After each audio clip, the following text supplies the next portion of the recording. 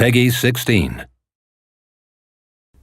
Hi guys, Ricky Martin here and welcome back to our behind the scenes journey of the game collaboration between Bandai Namco, DigixArt Studio and Aardman. Today we're talking about the music. It's an important part of the game that can heavily influence the tone of a scene or a level.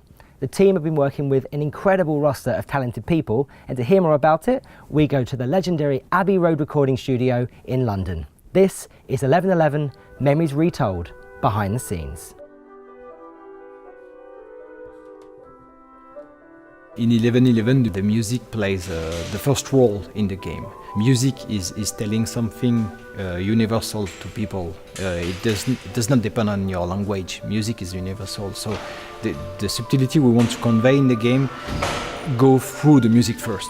The war has to be personified in a way, and the music plays that role. Like in one sequence, you can go from pure sadness to joy to naivety to something else, and this can go very quickly. So the music has to guide you and follow this flow in a way, and it's quite difficult in terms of composition for sure.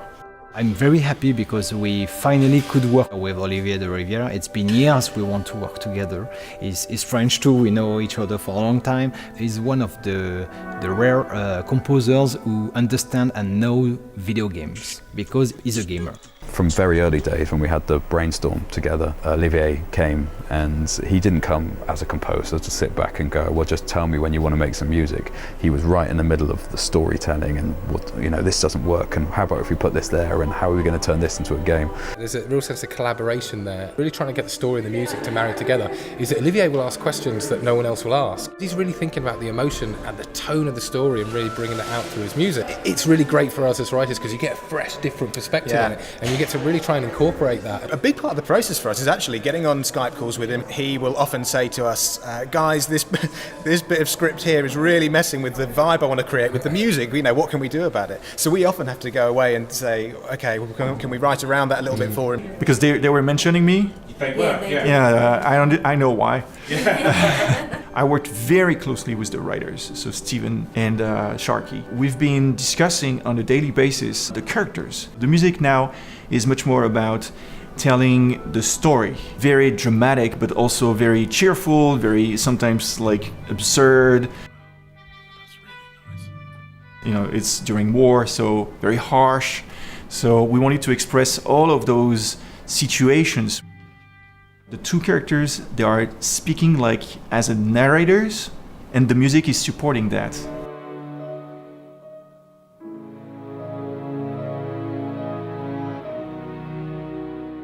Right now, music for video games is really the most innovative music going on at the moment. Normally I start off with a Skype conversation with Olivier, and he's got some very definite ideas of how to approach it. He sends me his mock-ups and we have conversations and basically arrive at what the setup's going to be, and then it's just coming here and just putting that into reality. I've worked with Olivier a few times now, and he never ceases to amaze me. Every project that we've done, he comes up with something totally new. This is very, very different from the last couple of projects. It's just stunningly beautiful. The orchestra is there to express a lot of colors.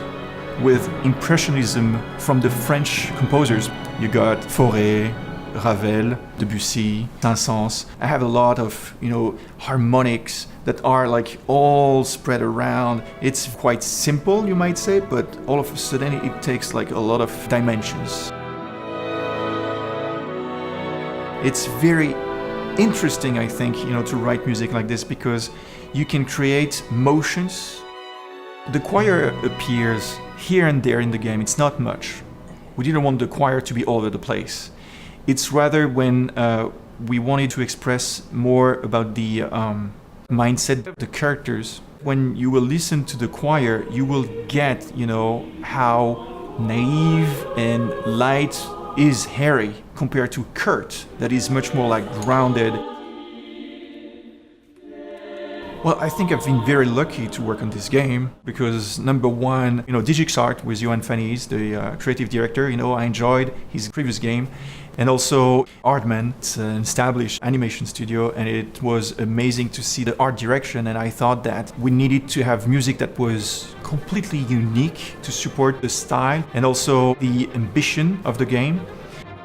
With this music pushing, driving you forwards, how does that change the way you're going to play and interact with stuff? So we've got a synthesized, basic version that's currently in the game. My expectations coming here was that it would kind of be the same, but with live instruments, and I was totally wrong. It's like when you're here, you realize that the humans behind it, not just the quality of the sound, but the actual emotion that goes into it, is so dramatically above what you've been listening to so far. At the beginning of this project, we never knew that we're gonna end up here, like in Abbey Road, with the London Philharmonia Orchestra to record the OST of the game. That was supposed to be a small indie game at the beginning, but with meaning. Being here today is something.